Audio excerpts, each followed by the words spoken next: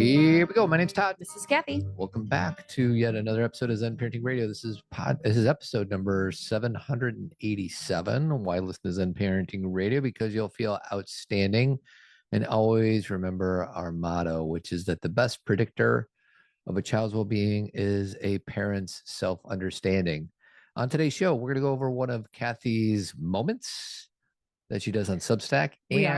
We're going to talk about a term that we've talked about briefly in the past, but it got brought back into my awareness last Friday. And the term is called love bombing. Love bombing. And I think it's an important thing that I don't hear very often when we've been doing this a long time and we've scratched the surface, but I think it's an important lesson for us to teach our kids. Mm-hmm. And I don't think you could start teaching this. Oh, you could probably start teaching this too early, but the more that we can plant the seed of what it is and what to look out for and how to avoid danger, I think it'll be helpful. So how you feeling right now, my sweetheart? Good. So you wrote a moment last week and it was called, what was it called? Valuing Uncertainty, which I think was an interesting title for you. Really? Yeah, because first of all, I think we all have a relationship with uncertainty. Mm-hmm. I remember listening to Tony Robbins one time at one of his workshops. He's like, who likes surprises? And like half the people raise their hands. And he says, BS, you like the surprises that you want. Like if you want a surprise birthday party or someone buys you a car, you like those surprises. But the surprises of, oh, you just lost all your money. No, that's not a good surprise. Yeah. So it just depends. So I thought it was interesting of you talking about valuing uncertainty. And you put it in terms of, sometimes certainty is good. Like, you talk a little bit about, when you touch your hand to a hot stove, for certain every time you do that, it's going to hurt. So you should stop. You should stop. But then you also talk a little bit about in relationships or more complex situations, uncertainty is sometimes an opportunity for growth. Well, if you touch a stove and you burn your hand, then you learn, I'm not going to do that anymore. But if you have a relationship and you fall in love and you get your heart broken, that doesn't mean you should stop being in relationship with people. Right. And so we have to live inside of this, the words that I focus on are nuance, discernment, paradox, curiosity, all these words that we tend to, sometimes we undervalue the importance of talking about these things when it comes to our kids or recognizing it ourselves, because we really like binary thinking where we think we're good, other people are bad. There's only one right answer and then a wrong answer. And really none of that truly exists. At least in my perspective, it doesn't. Right. I think everything is nuanced and we have to have the ability to discern in what situation. Like the hot stove, if we burn our hand, we're like, well, I'm never going to do that again. And then, like I said, we get our heart broken and we're like, I'm never going to do that again.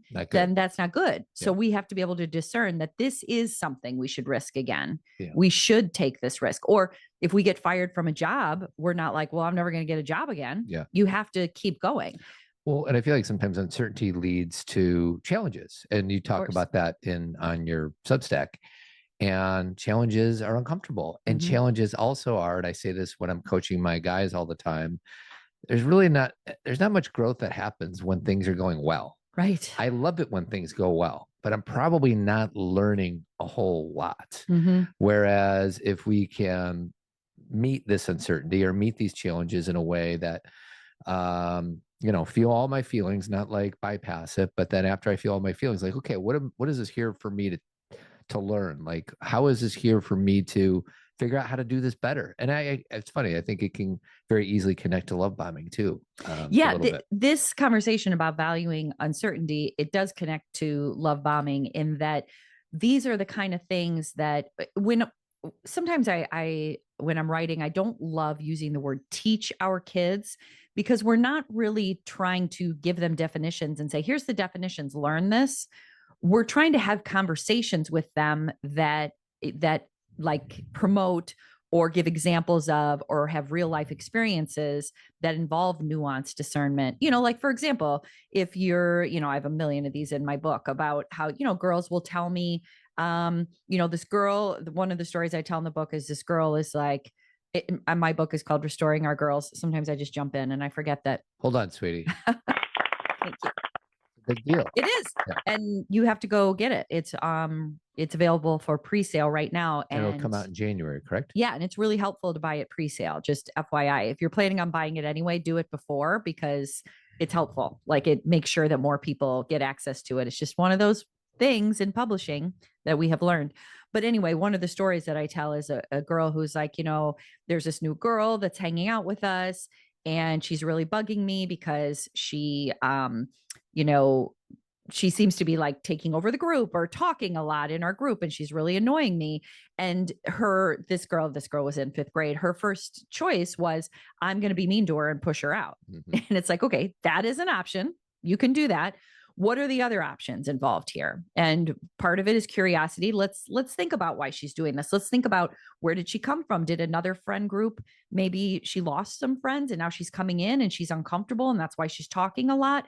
And again, this is a conversation we need to have some nuance too, because the first thing you do is listen to your child's perspective. Right. You don't jump to what about them. Yeah. You first listen to your child's perspective.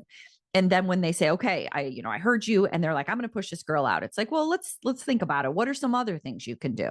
We can consider what's going on.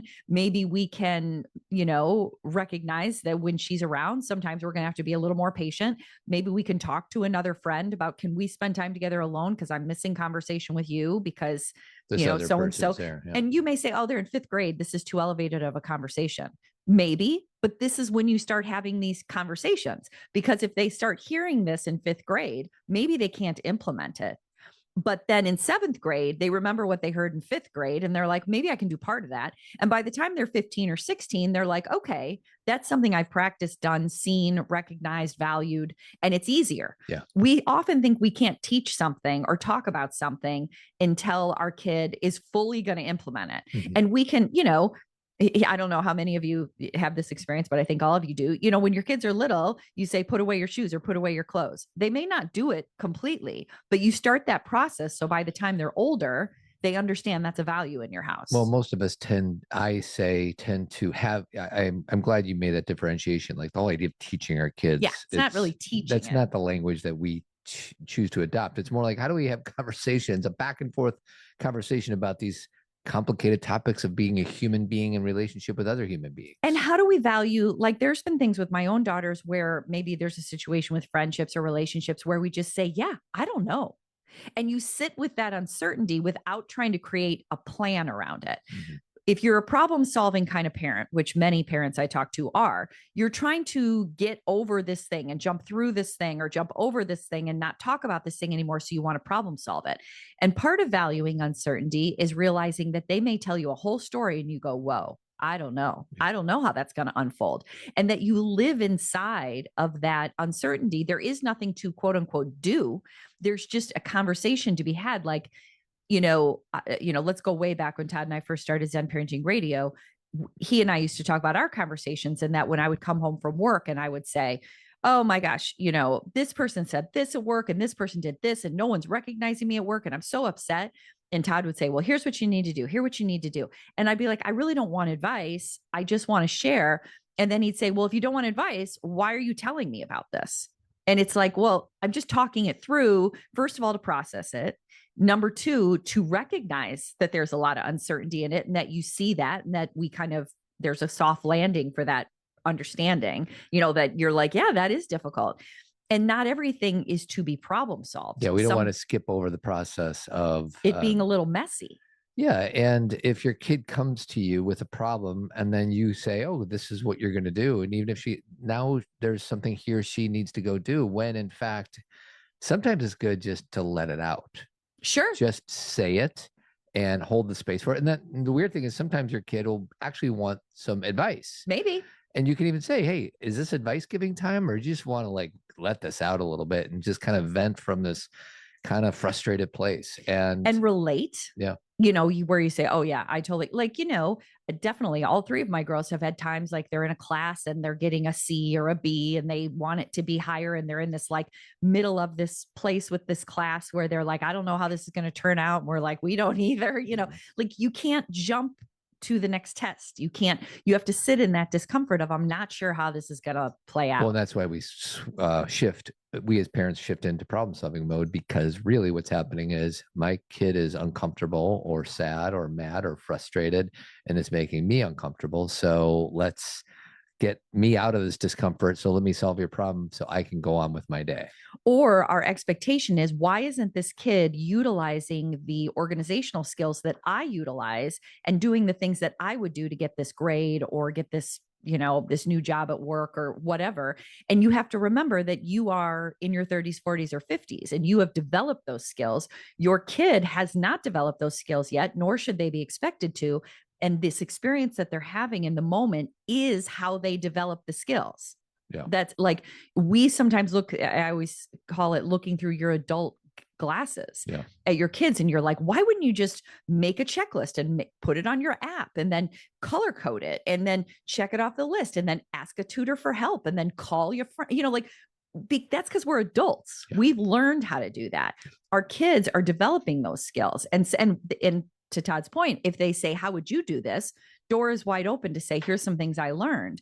But the expectation that they should already know, that a 5th grade kid wouldn't say, well, I'm just going to blow this girl off, or I'm going to blow this boy off, or I'm going to, be mean to this kid so they stop hanging out with me. That is like, it's not okay, but it's developmentally typical. Yeah. And then what happens. It's what happens. And then we start to talk to them about, can we see this through different options, a different lens? Let's try this, or let's sit in the messiness or discomfort of it and not jump to conclusions. Yeah. And so anyway.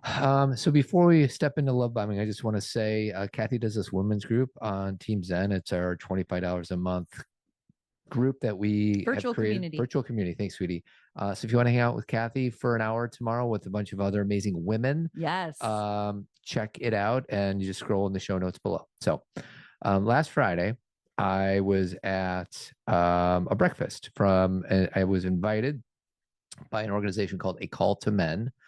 And the topic, the purpose of this organization is trying to eliminate domestic abuse and domestic violence towards women at the hands of men. And they have a wonderful organization. And I was just so honored to be a part of it. And I gave a 3 to 5 minute pitch about why I do what I do with Men Living, which is wonderful. For those of you who have come to our conference, Tony Porter, who is the CEO of A Call to Men, he spoke at our conference 2 years ago. And then the other man, Ted Bunch, was part of our virtual summit a year ago. Right. So it's a community that we really appreciate. So the closing keynote was this woman, and she gave this story about her experience. She's a staff member at A Call to Men. I don't know if she wants me to share her name or not. I'm sure it's probably okay, but let's just assume for whatever reason. And she shared her story, and it was a story of domestic violence and domestic abuse.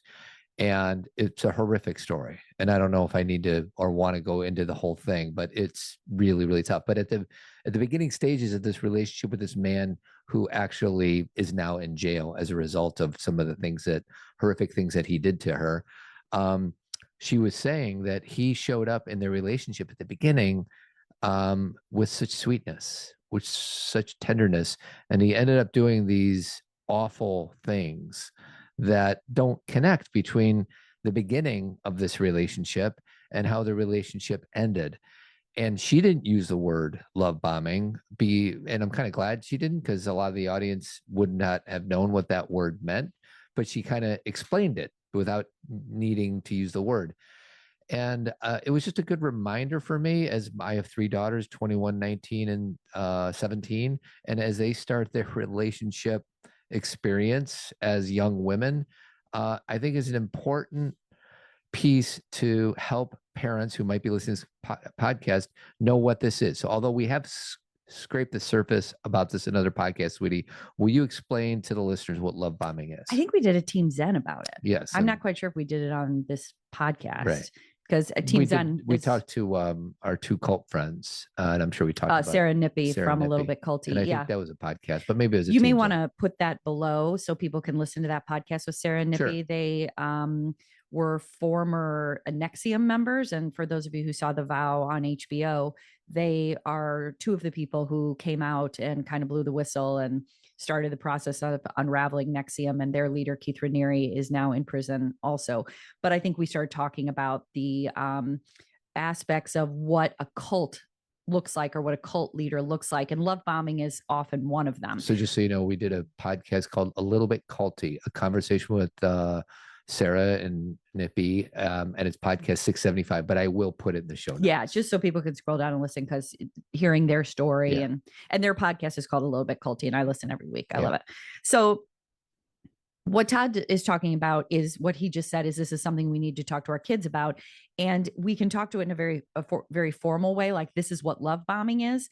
But I also like to make sure that it's a wider perspective, which is we always need to talk with our kids about critical thinking. And we don't have to use the language critical thinking, but this thing about, just what we were talking about before, about my Zen parenting moment, is that whole process of nuance, discernment, paradox. That is critical thinking. Curiosity is critical thinking. It's how am I looking at this? Who's saying this to me? How do I feel in this moment? It's taking into account a lot of different things and holding a lot of different pieces at once, which is a practice, because not everybody can do that well. Yeah. We in our society like to be very black and white. We like to be like, it's good, it's bad. He loves me, he doesn't. She cares for me, she doesn't care for me. And we don't have that sense of, many people need to practice this. So what love bombing is somebody who, I'll just give you the cycle, because there is a cycle of love bombing. It starts with an idealization. Let me say that word again, because I messed it up.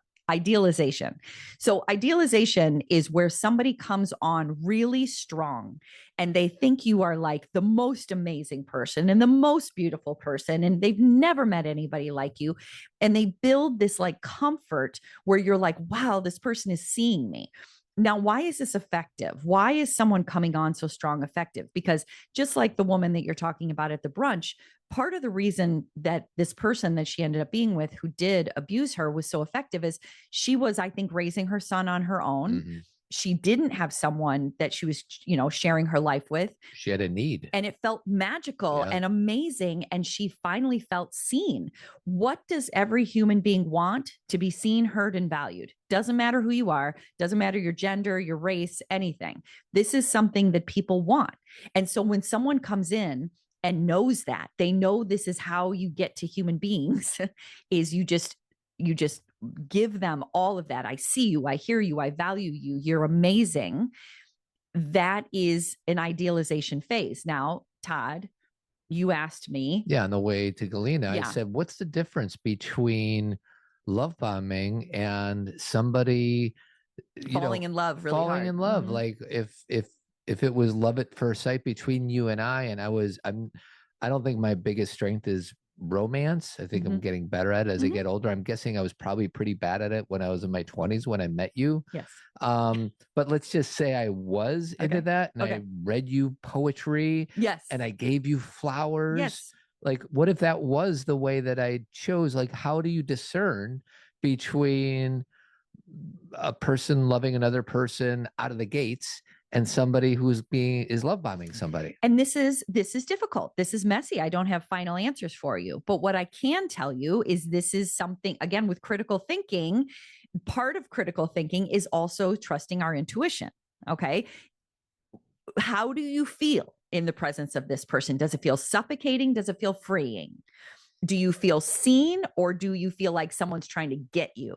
You know what I mean? They're trying to win you. I think it would be really hard to discern between the love bomber and like, let's say I was doing that when you and I met when we were in our 20s. I think the receiver, it's really hard to discern between those two things. Well, it can be. I mean, yes, like this whole conversation is about nuance, and so of course it can be difficult and it can be messy. But I think one thing that can be really important, and again, this may not happen immediately, but is when you do start to state your healthy boundaries. And again, boundaries is a big part of, this whole process of nuance and discernment and everything, is having your own boundaries that you've established. If you start to state these boundaries and this person pushes through these boundaries, that's a good sign that you are not really being cared for. You are being controlled. Yeah. Okay. Because if, say, you're in, you and I are getting together and you're just like reading me poetry and you love me and you're just like, I want to be with you all the time. And I'm like, listen, I'm going to be with my friends this weekend, so I can't see you. And you're like, that's not okay. I need to be with you. That would feel suffocating. Yeah, right. If you said, of course you should be with your friends. Right. I want you to be happy. I want you to be with your friends. But then can I see you on Sunday? Absolutely. So you are allowing, if that's the right word, you are recognizing my boundaries. Yeah. And that you're not trying to plow through them and gain control of my life. Well, I just want to read the definition that I found: to create intense emotional attachment and dependency through overwhelming displays of affection, attention, and validation. And while it appears genuine, it's actually a tool for control. Correct. So let's get back to what you said, though, about at the very beginning, it can be difficult to know. Yeah. And that is why we do need to have some boundaries, because if we dive in head first without any curiosity or questioning or developing our own sense of listening to our intuition, because sometimes you can meet someone who says amazing things where they're like, this could be romantic or just work related. It doesn't always have to be romantic, but where someone is saying really nice things to you and you're like, thank you. Yeah. And then there's some times where people are like, oh my God, you're the most amazing. And then, and you're kind of like, okay, like it feels wrong. And the words may be the same, but the energy is different and you can feel it. Okay. Well, and if somebody's like, I love you on day 6 of the relationship, like that's messed up. It right? Can be. I mean, I think most of the time it's not all, but most of the time that'd be messed up. I think it can be messed up in that, like, they can be, remember the whole, like, what was it called? I wanted to say Selling Sunset because that's what the girls watch. The Ethan Hawke, Julie Delpy movies. Oh yeah. Okay. Yeah. Before sunset, after sun, whatever. Yeah. There were 3 of them. Yeah. The first one, I would think they spent, I think, 3 or 4 days together walking around Europe. I can't remember. Not even. I think it was just like a night or 2. Was it just a night or 2? I would think if they reflected back on that time, they would probably say, I was falling in love with this person. Yeah. But they did not, in that time together, say, I love you. Right. Because it wasn't appropriate. They weren't going to be together at that moment. They had to separate. But in hindsight, they may say, wow, I was really falling in love with this person. So it's like, this is why, again, you have to practice the gray area. Yeah. Is there are some people who do fall in love quickly, but do you then say, I love you, you're mine, we're a couple? Or are you like, this is an interesting feeling I've never had before. And the boundary is, let's take this slow and see how this goes versus I now own you. Well, and if we can have these conversations with our kids when it's age appropriate, so that and even when and I was going to say, even when it's not age appropriate, I don't mean when it's not, but we can have these discussions about discernment. Right. Yeah. And if we can plant a seed that this is something that exists. I didn't know this existed before, you started doing all these cult documentaries that you love so much. I'm like, what is this? And maybe I observed it without giving it a label. But I think the fact that maybe we can have this conversation so that our sons and daughters and children are aware that this is a thing, and it's a that good we start. are. Yeah. I mean, this is something that we need to talk about, but I know plenty of people our age who have these situations. I have had these situations. So, and remember, Todd is saying cult, and obviously love bombing is part of a cult, but a cult of one is an emotionally abusive relationship or a physically abusive relationship. Yeah. Like someone who is abusing you emotionally, physically, otherwise, is somebody who is using cultish tactics to keep you with them. Yeah. They are doing something to manipulate you. So let me finish this cycle of love bombing. Sure. The first is idealization. I could go on for a week, months. It depends on the person. The next stage of love bombing is devaluing, where they start you've been held up on a pedestal. You've been taken to fancy restaurants. Someone's been bringing you flowers, and all of a sudden you start to notice the flowers aren't coming. So what's interesting about that is that's also a natural stage of any mature relationship too. There's a honeymoon period for all of us, right? Well, yeah, but this is a little more than that. I understand. Okay. I'm just saying that we in regular relationship also have that, when we're first starting, when we first got married, I probably was a little more discerning and showing you all the different sides of me. Right. Okay. Right? But the reason why I don't want you to go too far Okay. with that is because I'm not done talking about devaluing, because I'm not talking about evening out. Yeah. I'm talking about where it goes the other way, where you start to hear criticisms. Yeah, got it. You start to hear it's not love bombing if somebody brings you flowers for a while and then you guys start to get comfortable with each other and the flowers don't show up anymore. It's because they're not needed. You've already had that courtship part and you start to like even out.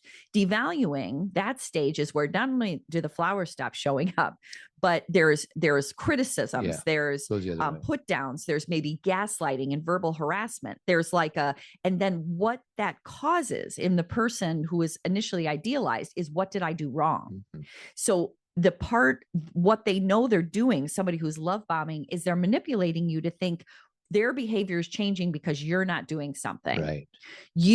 Because you didn't do that, I'm going to criticize you now. And you're like, well, they used to idealize me. They used to take care of me and take me places. So I must have done something wrong.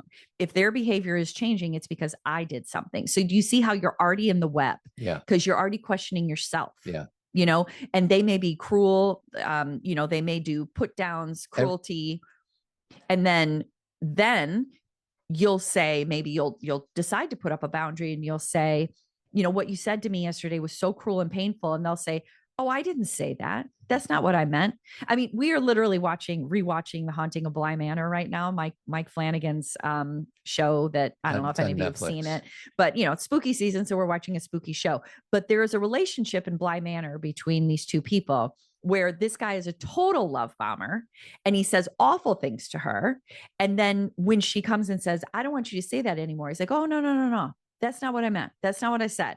And it's not overt gaslighting where it's so overpowering where he's like, no, you didn't hear that. Like gaslighting even has versions, right?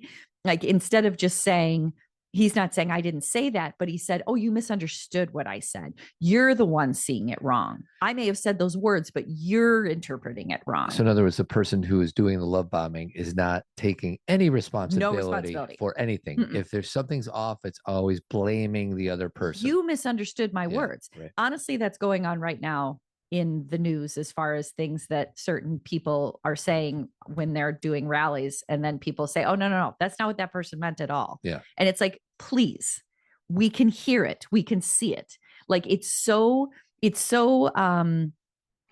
what's the word I'm looking for? Like the fact that you don't value what other people are experiencing and you're telling them they're not seeing it. Yeah. It's the definition of gaslighting. What you just heard and saw, no, that's not what it was. Right.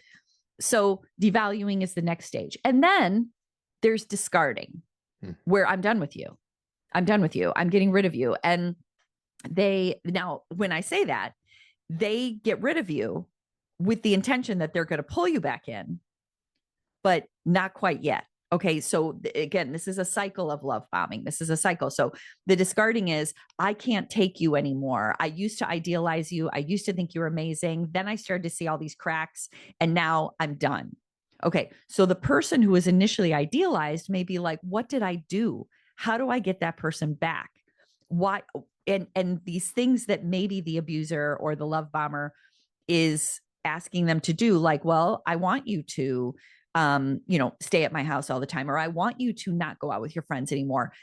The person is then more willing to do that because they're like, I don't want to lose this person. I want to get them back. Well, and in some cases it goes from discarding to absolute control. Correct. Absolute and total control. Right. That sometimes leads to abuse. Right. The discarding is an important part of the process though, because that's always the threat. Yeah. They may not literally discard, but there's a threat of discarding, right, which is what keeps that other person in check. Yeah.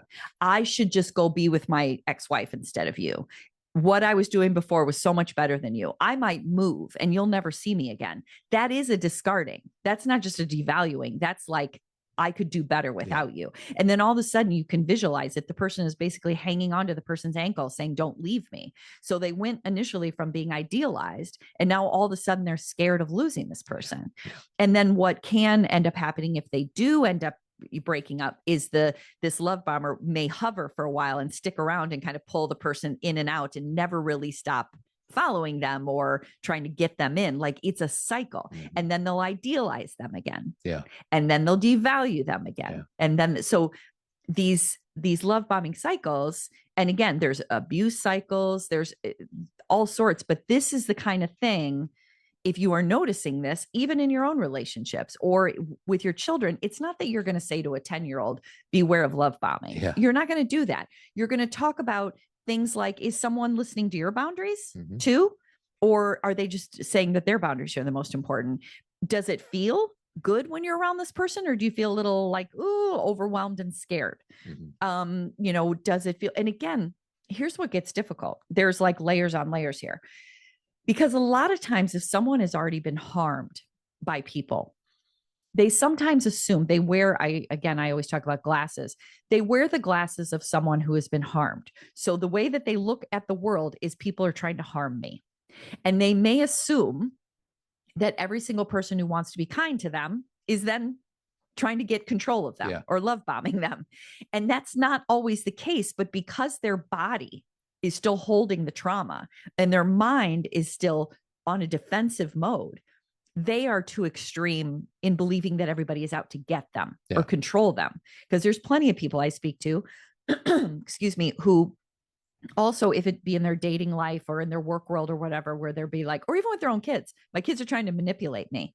My kids are trying to take advantage of me. My partner is trying to manipulate me, when maybe they're just trying to have a conversation. That's not manipulation.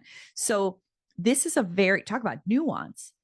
This is something that does need to be talked about, but it's not cut and dry because it depends on the person experiencing it. It's so interesting because I just, put into my Google, like, how would you teach this to a 10-year-old? And, they talk about explaining affection in a healthy relationship. Like, what does a healthy relationship look like? You feel free. You feel good. Introduce what love bombing is in simple terms. Like, when somebody gives you too much love too quickly, you could just say that. Like, if it seems really quick and really overwhelming, where you feel like you can't give back what you're getting, because those are the experiences I've had where people have been so overly affectionate and loving that I'm like, I can't keep up with this, because not only does this feel like too much, but I can't give it back.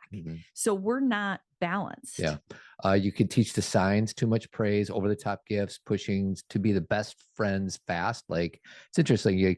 I'm just picturing two fifth graders like, oh, let's be best friends. Like, whoa, wait a second.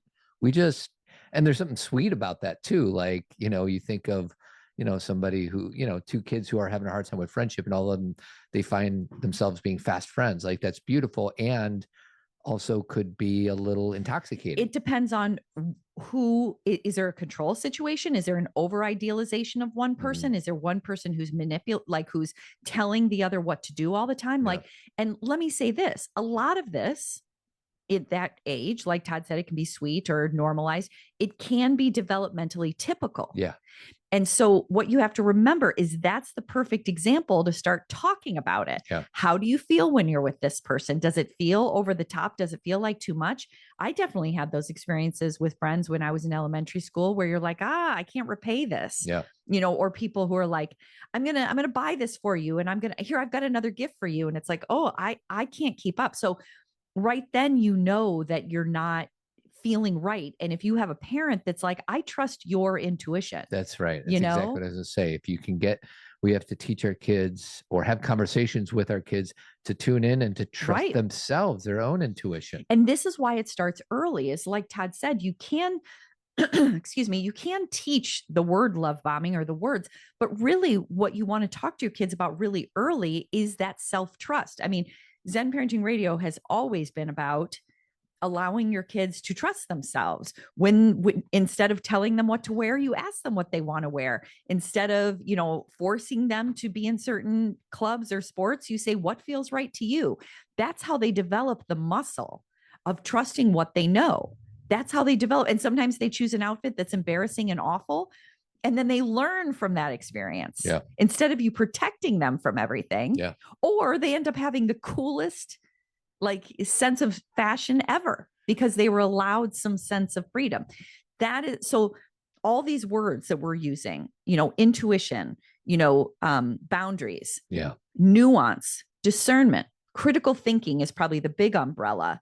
And then that allows you as you get older to recognize when love bombing is not right. Because let me tell you this, the serial love bombers kind of know who they should love They bomb. target. They target. They can sniff them out. They do. Yeah. They're like, ooh, this is going to be pretty easy over here. Yeah. And that doesn't mean we're all susceptible to it. So it's not like, so you can't say to yourself, well, then it's just them, not me. We all need to be aware of it because we're all susceptible to all things. Anything that's human is of us.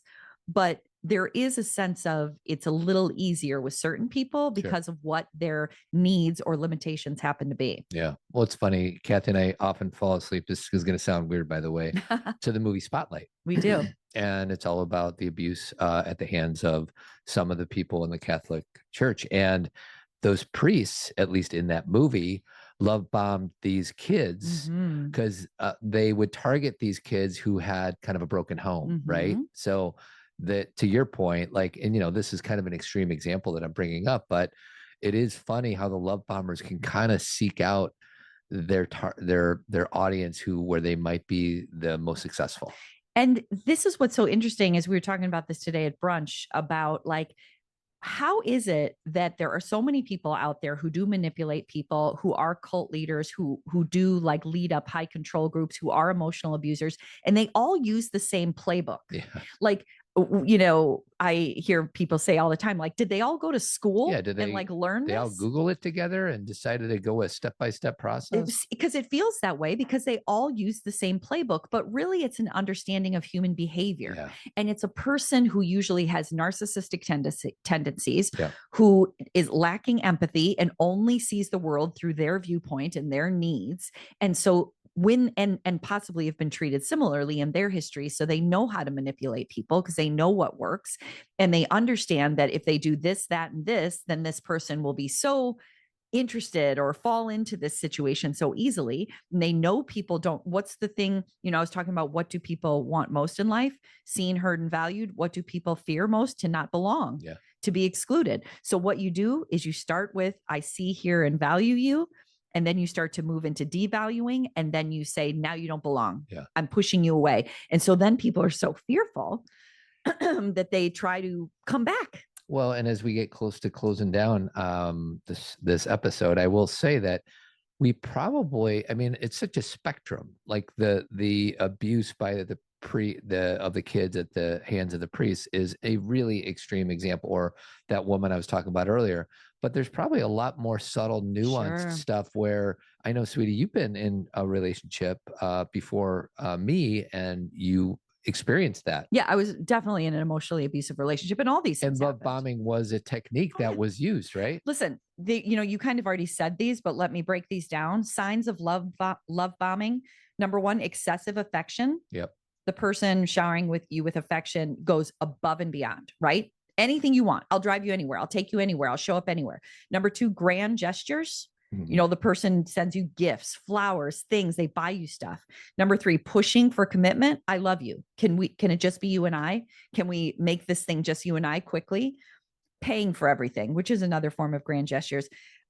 Gifts with stipulations, such as I paid for this, so this means that you'll come with me tomorrow. They're already kind of negotiating. Well, and sorry to interrupt, but like through the lens of dating a man and a woman, there's this old school philosophy. Like, if you take a woman out and you pay for her dinner, then she's owed you sexual experiences or whatever. Which right. is, I took you to dinner, and this is what I want. This is the system that we're into, which is, if I take you out to a movie and feed you, then we have to go back to my place and hook up. Right. Which I think 90% of the population wouldn't say out loud. Yeah. But some people really believe that's something either that they owe. Yeah. Or that they're owed. Yeah. And it's kind of this unspoken thing. Well, it's the patriarchy. It's the man box. Yeah. It's all that stuff. And women will say, I feel bad. I feel bad. He did all these things and I feel bad. And, that's lack of boundaries. That's a belief that you do owe people just because they do something nice for you. So especially these first three, I had this exact experience, and it wasn't the only time, but I think the experience that our kids will most likely have, hopefully they're not in too many experiences with high control groups and cults, is emotionally abusive friendships or romantic partnerships. And, these kind of things where someone's pushing and buying you things and telling you're the best, this can be a red flag. Yeah. This is like a, wait a second, because I know that the most important red flag is how you feel. If you are initially, you may feel loved, it may feel great, but if you start to feel like I feel uncomfortable, or that I do owe somebody something, or that I'm not free, that I'm beholden to, those are signs that you're like, this isn't a healthy connection. I just asked the internet of some movie examples of love bombing. Some of these movies I'd never heard of. Sleeping with the Enemy. That is one of them for sure. Yeah. Gone Girl. I don't. Oh, for sure. Talented Mr. Ripley. For sure. And that's all I got so far. But it's funny because those are 3 movies I watch. Sleeping with the Enemy, I don't watch all the time. It's a creepy movie. It is. So you only need to see it once or twice and you're done. That's Julia Roberts. Laura. Laura. We should laugh about that, but we're just talking about Rewatchables, the podcast. They always talk about that movie. Anyway, but Talented Mr. Ripley, for sure, that is complete manipulation. What Tom would come in, he would. Sorry, sweetie, I got to do it. Okay.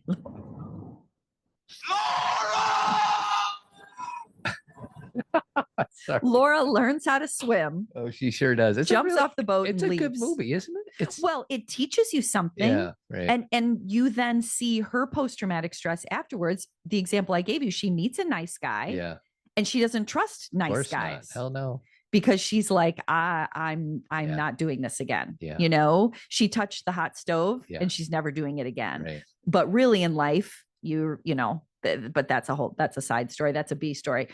But Tom Ripley in The Talented Mr. Ripley, which is also books, and then Andrew Scott just did another version of Ripley that is supposed to be really good. But his whole thing is he comes in, he finds someone, he doesn't just idealize them, he becomes them. Yeah. He wants to mesh with them. And then he starts to, create chaos in their life and manipulate everything that's going on. And then Gone Girl, their whole relationship, it goes back and forth. Yeah. Amy and whatever Ben Affleck's character is. And that's a Gillian Flynn book. But anyway, this is just something that, just be aware of it. The thing that was surprising to me is, again, because of the things I read, watch, and maybe because I'm a therapist, I thought everyone knew what love bombing was. Yeah. And Todd's like, I don't know what it is. And my sister and Drew were like, I don't know what it is. And Team Zen. It's Sweetie's blind spot. It is. It's a huge blind spot. And I'm so glad Todd reminds me. Not love bombing, but Sweetie's got a bazillion books that she's read. So this is part of who you normal are. To me. Yeah. And most of us are not reading all these books or investigating their experience in the same way you are. So, and maybe we haven't found language for it. So part of my job is always to remind you that I don't know what the hell you're talking about. I know. And I'll say, Todd, everybody already knows that one. And he'll go, no, they don't. They don't know that. And I'm like, oh, because I don't want to be redundant. I don't want to be talking about the same thing all the time. Sweetie, you want to be Lady Redundant Woman. Lady Redundant Woman. I don't. So anyway, that is love bombing, my friends. So ZenCon 25, it's the conference for conversations and connections with a concert to boot. It's a lot of cons. First of all, it's our last conference. You need to get your tickets and just come. Quit thinking about it. Quit being on the fence. Call your friends. Say, let's meet in, it's actually in Oak Brook, Illinois, outside of Chicago, 10 miles outside. There's not much going on in January anyway. January's boring. Come to see Toad the Wet Sprocket, or the lead singer of Toad the Wet Sprocket, sing. Come hear about things like this, like how to talk to your kids about everything. Sweetie's going to be talking about restoring our girls. Yep. John Duffy's going to be talking about rescuing our sons. Dr. Solomon is going to talk about conflict and the value of conflict and how to do conflict better. And it's going to be a party. We're going to have a little concert. And we're going to have drinks, and it's going to be fun.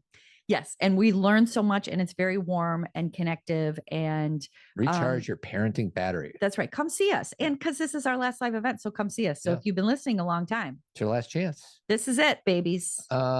Okay, everybody. I want everybody to keep trucking and just say thank you for listening. And everything we talked about today, I write about all this in Restoring Our Girls. I have a whole section on emotional abuse, cult, influence, high control groups, love bombing, manipulation, discernment. I mean, it's all in the book. So go get it. Yeah.